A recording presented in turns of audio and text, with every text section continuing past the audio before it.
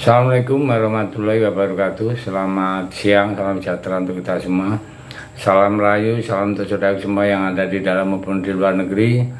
Mudah-mudahan damai selalu. Untuk yang sakit, mudah-mudahan cepat sembuh. Yang bekerja mendapat rezeki yang berkah. Amin. Kita akan mengulas mengapa orang asing lebih memilih belajar bahasa Indonesia ketimbang bahasa Melayu. Ya, di antara alasannya yaitu masalah politik. Bahasa nasional, bahasa Indonesia merupakan bahasa resmi dan nasional Indonesia. Nah, jadi Indonesia itu negara dengan populasi terbesar keempat dunia.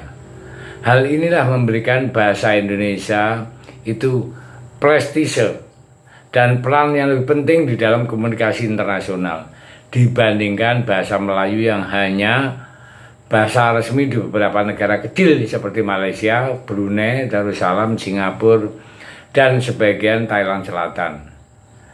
Kemudian pengaruh politik Indonesia itu memiliki pengaruh politik dan ekonomi yang lebih besar di kawasan Asia Tenggara dibandingkan negara-negara dengan bahasa Melayu yang mendorong orang asing untuk mempelajari bahasa Indonesia ketimbang menjalin hubungan dengan negara-negara yang masih notabene bahasa Melayu yang kecil tadi. Bahasa Indonesia untuk menjalin hubungan itu memang masuk akal ya. Karena negara-negara di kawasan tersebut bahasa Indonesia dianggap lebih mudah dipelajari dibandingkan dengan bahasa Melayu.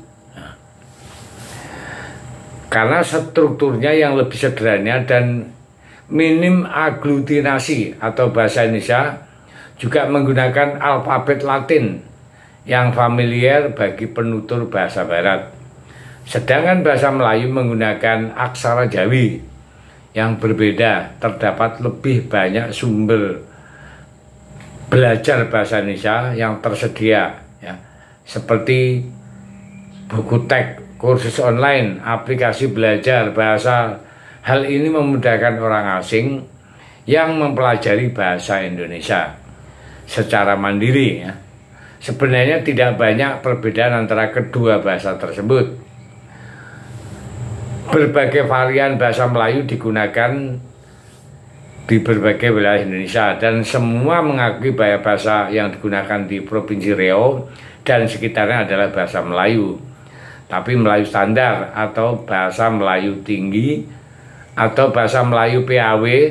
Nah, perbedaan latar belakang secara politik dan perlakuan yang berbeda menyebabkan munculnya perbedaan tata bahasa, peristilahan dan kosakata, pengucapan serta tekanan kata pada dua bentuk standar modern yang sekarang ini dipakai, manakala bahasa Melayu baku sudah digunakan oleh Brunei dan Malaysia sekian lama sebelum kemerdekaan Indonesia. Dari latar belakang penjajahan asing bisa dikatakan bahwa bahasa Indonesia lebih menyerap bahasa Belanda, sedangkan bahasa Malaysia itu lebih menyerap bahasa Inggris. Dari segi perlakuan, kedua bahasa tersebut diperlakukan sesuai dengan kebijakan kebahasaan di negara masing-masing. Tetapi ada penghimpunan yang mengatur bahasa Melayu yang disebut dengan Majelis Bahasa Brunei Darussalam ya. Di Malaysia juga ada. Dari segi penyerapan kata di negara masing-masing, bahasa ini didasarkan dari bahasa Melayu berdialek Riau ya. Menyerap pula bahasa-bahasa daerah di Indonesia seperti bahasa Jawa dan lain-lainnya. Sejarah sebelum abad ke-20, bahasa Melayu ditulis menggunakan aksara yang dimodifikasi dari aksara Arab yang dikenal sebagai huruf Jawi. Sejak era Kesultanan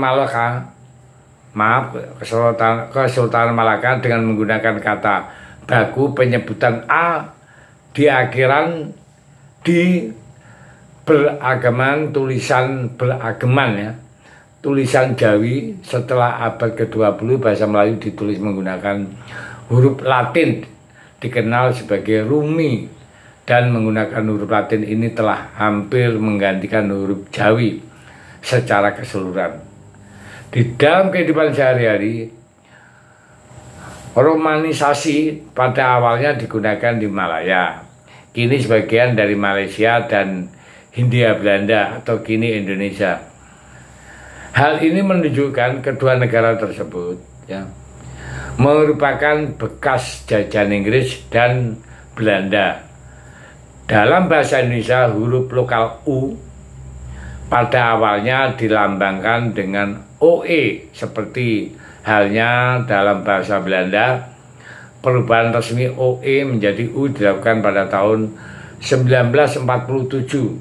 Hal serupa juga terjadi di Malaysia sampai tahun 1972. Huruf konsonan C di Malaysia dilambangkan dengan CH, sedangkan Indonesia mengikuti Belanda yang menggunakan TJ itu, sehingga kata cucu di Malaysia dulu ditulis cucu dan di Indonesia ditulis juju, sampai akhirnya sistem ejaan yang disempurnakan diperkenalkan di Indonesia pada tahun 1972 yang menggantikan TJ adalah yaitu C. Indonesia menggantikan konsonan DJ dengan J yang sudah terlebih dahulu digunakan di Malaysia. Sedangkan konsonan lama J digantikan oleh Y seperti halnya di Malaysia. Demikian juga bunyi desah yang berasal dari bahasa Arab yang dulu ditulis CH di Indonesia kini menjadi KH.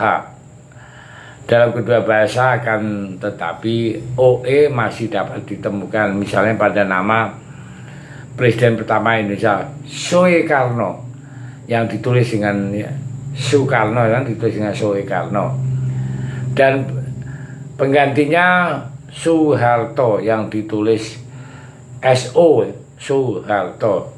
Kombinasi huruf CH dan DJ masih dapat ditemukan nama-nama semacam Ahmad dan Juju, meskipun kini orang-orang lebih suka menggunakan ejaan pasca tahun 1972. Juga memiliki perkataan-perkataan karena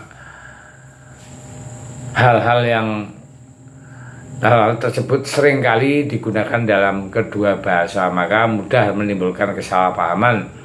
Perbedaan ini termasuk atas penuturan yang menjadi kelaziman dari kedua negara.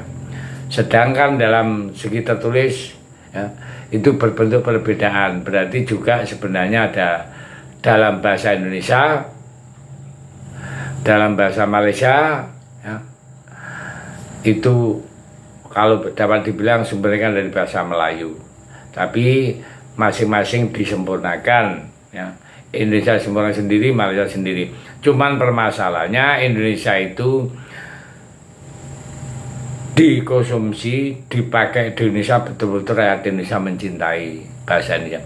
Sementara Malaysia mencintai bahasa Inggris, itu perbedaan jauh. Maka dari itu, Indonesia sekarang sudah masuk UNESCO, kita harus apresiasi dan kita angkat jempol untuk bahasa Indonesia. Terima kasih, Merdeka.